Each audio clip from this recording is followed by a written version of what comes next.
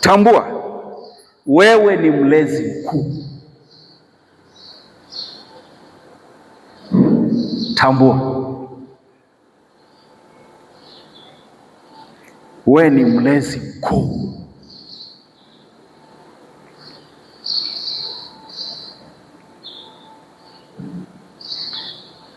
Na mtunzaji namba moja.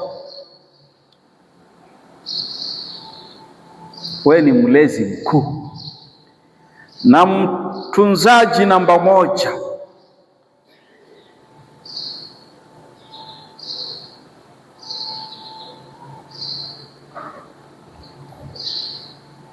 Na mtunzaji namba moja.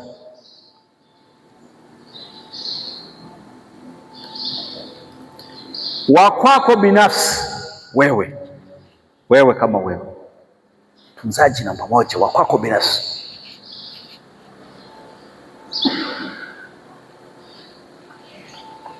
Hii tabia ya tuambiane, hii tabia ya wanaume kuomba vocha, hebu acheni bwana. Wanaume mpo, taifa kubwa sio? Mwangalie jirani, mwambie acha kuomba vocha.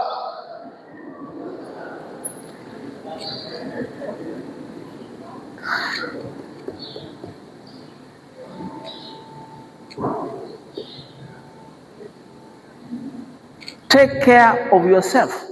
Jitunze. Mlezi wako, koma, familia. Silikuwa wewe binafsi, familia.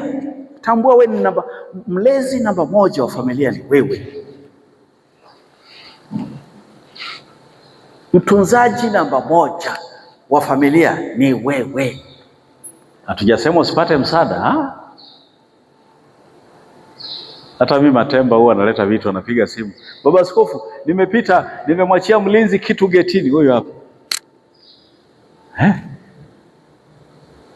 Huyu hapa. Misaada, kusaidiana, kupewa sio shida. Lakini mlezi na mtunzaji namba moja wa wewe binafsi na familia yako ni nani? Tambua. Koma, jamii.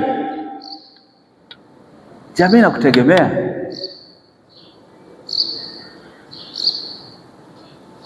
Koma, kanisa. Siwe kama nani anasafiri. Nilisema tutasema matoleo, lakini nimeshaongea sana. Malimbuko, fungu la 10, mavuno, vitu hai, na nini. Toa. Hata kama umebaki na 200, toa, itafanya muujiza. Hiyo tumeshalisema sana.